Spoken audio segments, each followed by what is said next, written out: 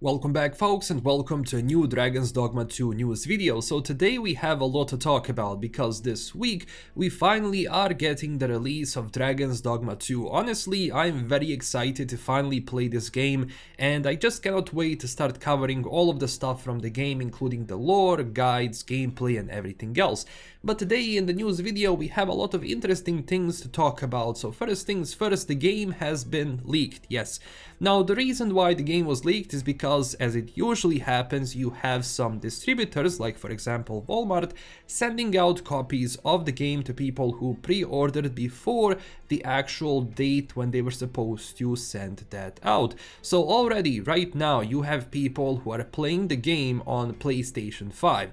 Of course, there has also been another user who was streaming the game on Twitch. Now, do keep in mind, I believe that VOD and the channel by now has been deleted, but I did notice that the copies of that VOD are now basically on YouTube. So if you don't want to be spoiled, if you're browsing the internet right now, especially YouTube or other social media, keep in mind that there is potential that you can be spoiled, so just watch out. Also right now, as you can see, there has been some threads on Reddit where the person who actually got the key early was talking about some of the details of the game. Now, I'm not gonna be showing that in this video, if you were expecting that, because if I show any of that stuff, this is a one-way trip to me spoiling all of the relationship I have with Capcom so far. But just keep in mind, in case you already somehow got a copy and you were planning to stream it or make a video about it, well, just keep in mind that all of those videos are going to be removed by Capcom, because even though someone has obtained a copy of the game legally by TOS, you still obtained it and you're playing it before the actual release date, which in its sense, well, is just going to get your channel terminated, so don't even try to do that. So again, if you were worried about some potential spoilers, or maybe you don't want to see any of that, just be careful where you're browsing right now, because already, as I was looking forward and, researching stuff for this video, I had already seen some gameplay, which was uncut gameplay from PlayStation 5, and that's the only thing I can say about it so far. Now also in the other news, we have a new Dragons Dogma 2 video which was presented by Ian McShane, where they talked more about some of the, elements from the game itself. At the beginning they talked more about the story, which is pretty similar with all of the Dragons Dogma games. I just kind of think that a lot of monsters, the world and some of the gameplay mechanics are going to be, well, from Dragons Dogma 1, and they're going to be expanded and enhanced in this one. So the story begins basically as always. You have the dragon which chooses a champion and takes his heart, and that champion now becomes the Arisen. Now you're probably asking yourself, why would a dragon choose someone who is bold and courageous to fight him for his destiny? Well, I don't want to spoil stuff, but if the story is kind of similar with the one from Dragons Dogma 1, because keep in mind, as the video says, for eons humans and other people have been fighting the dragon and using the Arisen, so it might be kinda similar to the ending of Dragon Dogma 1, so I don't want to talk about it too much for people who have never played the game, so that I accidentally don't spoil Dragons Dogma 2 as well. Later on they start talking more about the pawn system, the Rift itself. So if you never played Dragons Dogma before, you have to understand when it comes to Rift, you're gonna be visiting this a lot because you have to get the pawns. In your party you're going to have one main pawn, which is your pawn which you created, and two more pawns which you either hire from like the road, because as you're traveling around the world you're gonna be seeing different pawns just walking around, and you can ask them, hey, you want to join my party? When you do that, every single time you're gonna be looking at the level itself, you're gonna be looking at the details of that pawn, because it is very important to get the pawn which is going to suit you. And this is not only from like the level perspective or them being able to fight, this also goes along with their experience, because as you go throughout the game with your main pawn, everything you do, every single location you visit, every single chest you unlock, every single new way you unlock of fighting an enemy and the way you destroy that enemy or a monster, your pawn is going to learn that. So in a case, let's say you decide, hey, I want to take LastKnownMeal's pawn on my, adventure, my pawn is going to know a lot from those quests. My pawn is going to know how to attack certain enemies, and they're going to be useful because they're going to be telling you that. So from time to time, as you outleveled your extra pawns, you're gonna be hiring new ones or just basically collecting the ones from the road. This also means that people who select their pawn is available to other players can basically have their pawn hired, and once you are done with that pawn, one of the cool things you can do is, for example, if that pawn is useful, I'm going to leave you some money, and your main character is going to get that. Later on, they started talking more about the world and the map more, and honestly, I am very excited to get into it because they really upped the quality and the environmental storytelling of the world. Because Dragons Dogma 1, when it comes to mechanics and the gameplay, hasn't aged that much because it looks nice, but when it comes to graphics, honestly, I mean, you know, animations of other characters definitely has seen, you know, the passage of time. So I'm really excited that they really push the world forward, and this is going to be a lot more detailed and obviously bigger than Grancis. When it comes to the location itself, you have to keep in mind that this is going to be a parallel world to Grancis, so it's the actual story is not going to be set in the Grancis which you know, but also in a parallel world. The first location, Vermont, is going to be very similar to Grancis when it comes to terrain, so you're going to see fertile lands, greenery, and of course, if you are the Arisen, which you are in Vermont, you're going to be revered as basically the savior, because that's how this society functions, because for ages and eons, Vermont and the kingdom of Vermont was actually stopping the dragons with other Arisen which came before you, so basically they see you as this sort of a deity which is going to save them. And I can say right away, if you take a look at some of these armor pieces that they keep showing in the game, honestly, this is amazing. I don't know if this is late game armor or this is early game armor considering when they're showing this gameplay, but I'm really looking forward to seeing all kinds of different armor pieces they have. And for a second, we also see an ox carriage which is going to serve as a fast travel. So one of the things which I want to talk about in Dragons Dogma 2 is that even though the world is bigger than Dragons Dogma 1, and when it comes to fast travel, it's going to be the same as in Dragons Dogma 1. So you're gonna be using fairy stones and part crystals. It is going to be incredibly easy for you to understand. Part crystal is just going to be a place where you're going to teleport. So if I have 5 part crystals, I'm going to place them around the map on areas which I think I teleport to often, or places which I think are important, and I'm gonna be using fairy stones to teleport to that location. Now, fairy stones are limited, so one fast travel is going to cost you 1 fairy stone, and they're going to be kinda expensive to get.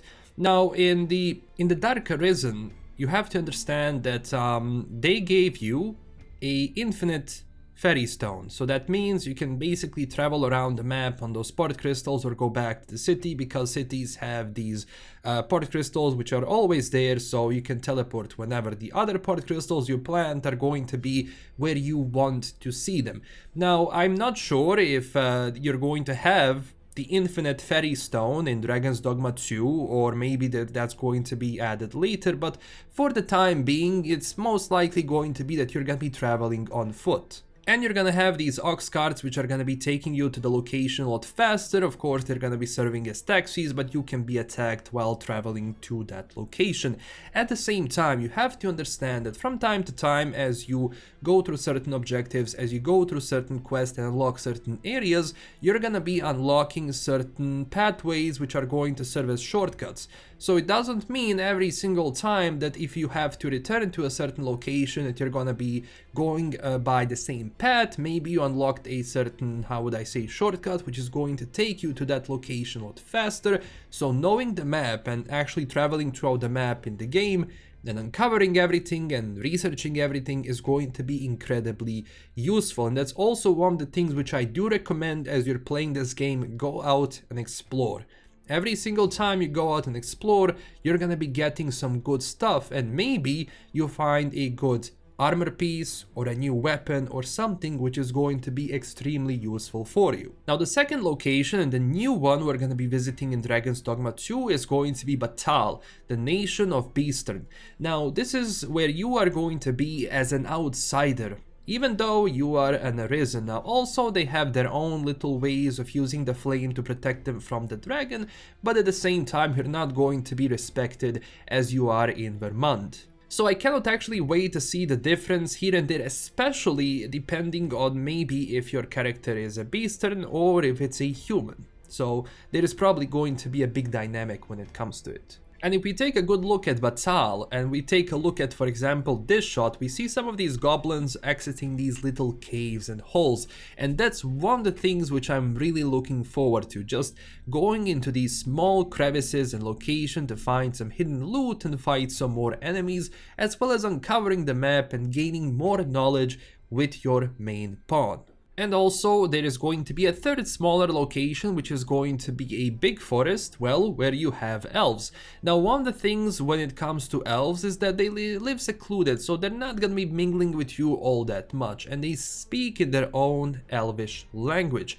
Now your pawn, for example, can have a certain specialization where among them you can probably know elvish, and by that it means that if your pawn is there, everything which an elf says to you is going to be translated and you're going to understand it. If you don't have a pawn which is specialized in elvish, you're not going to understand anything unless some other pawn which you hired knows that, so that's also going to be one of the bonus things in the game. Like right here, you can see in the dialogue, there is nothing that we can understand and is going to be translated unless we know the language, which honestly is a very nice and cool dynamic in the game.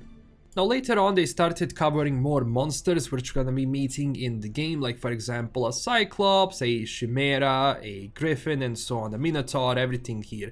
So when it comes to fighting big monsters, you have to understand one thing.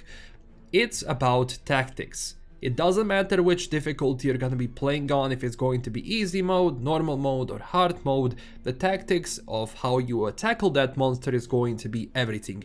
Each part of the monster is working as a separate limb, so if you attack the leg multiple times, there is a chance that the big monster is going to fall. If you attack the head, there is a big chance you're going to stun him, and so on and so on. So it's very important to know that. We can also see some extra fights here. One of the things which definitely caught my eye first is the fire and just the quality of the monster. It looks amazing.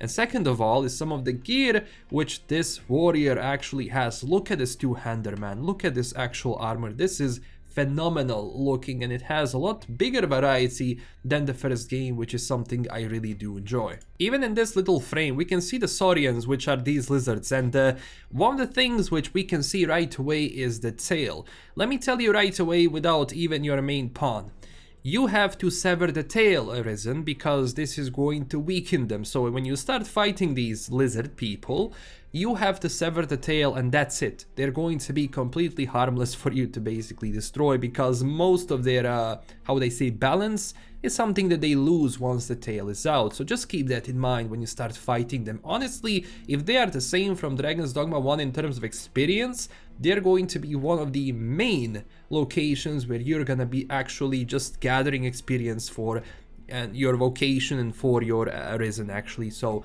visiting them is going to be insanely good, because in Dragons Dogma 1 they give about like 500 XP and or even more if you're playing on a harder difficulty, and they're not that hard to fight. Now in the gameplay we can see Arisen and his pawns fighting a golem, and golem is probably one of the most interesting monsters you can fight in Dragon's Dogma, just because it requires tactics above everything else. So hitting any form or a part of the golem which is not this charm is not going to do any sort of damage to it. So depending on your vocation, you will either be climbing the golem and attacking these charms to actually disable the monster and to hurt it, and later on as you attack the monster and it falls down, the main charm is going to unlock. So you have to hit that, which is most usually next to the heart, and by hitting that you will bring the golem down. Without doing that, well, you will most likely suffer because they are incredibly strong.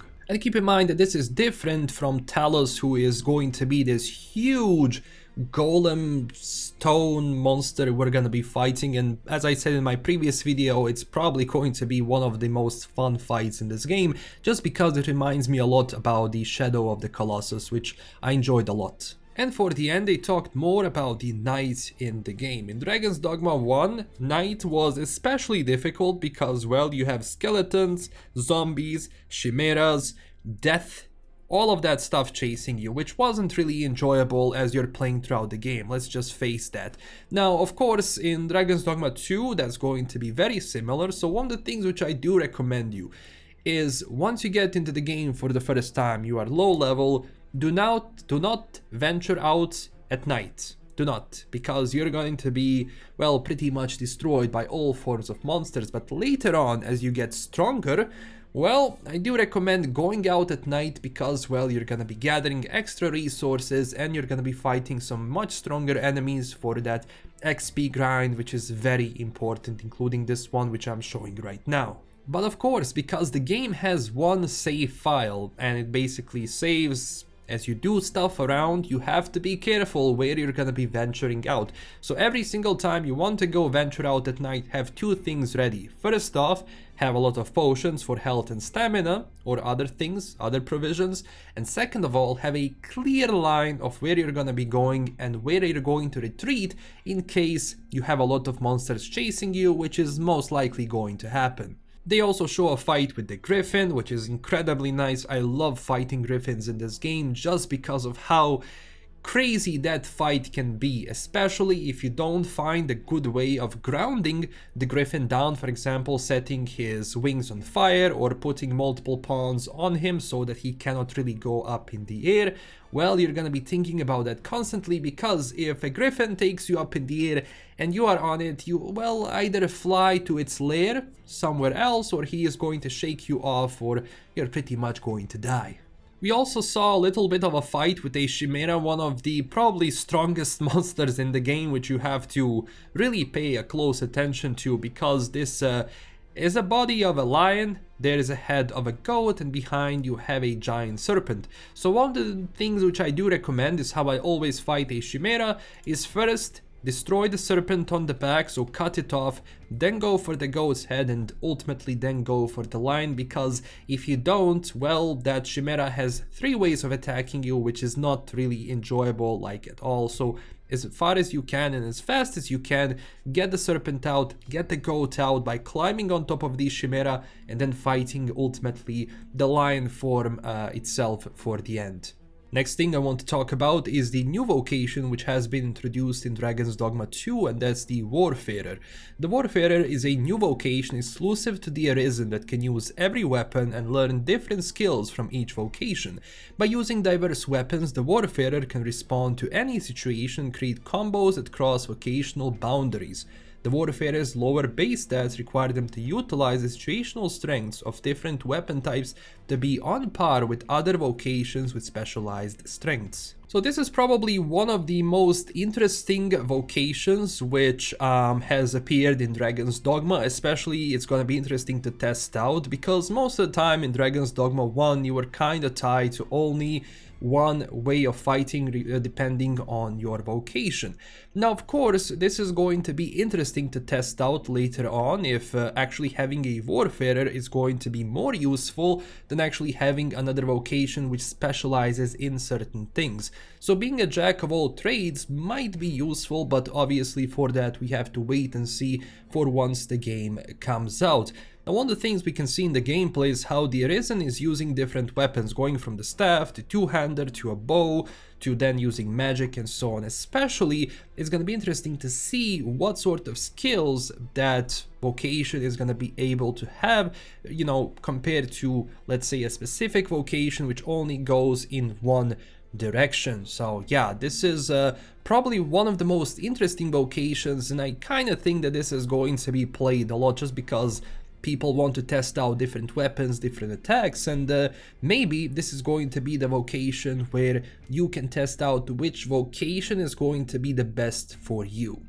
And I do want to end with one more thing, which is a quote from Hideaki Itsuno, who is the game director for Dragons Dogma, and he said this: "In designing the world, our team visited real-life locations to understand the feeling of traveling to a destination within sight, while feeling excited by the path there. Our goal was to make traveling along your path fun and exciting." Honestly, this is nice because there has been some issues in Dragons Dogma 1 with going back and forth with certain things. Like, for example, everyone who has played the game a lot will know that, I mean, I love traveling in this game. I do love the limited fast travel, which the video I already covered, but at the same time, obviously it's going to be interesting to see how much they have learned from that and how different this is going to be. So this is pretty much all of it for right now. I will have some more Dragons Dogma videos before the release of the game.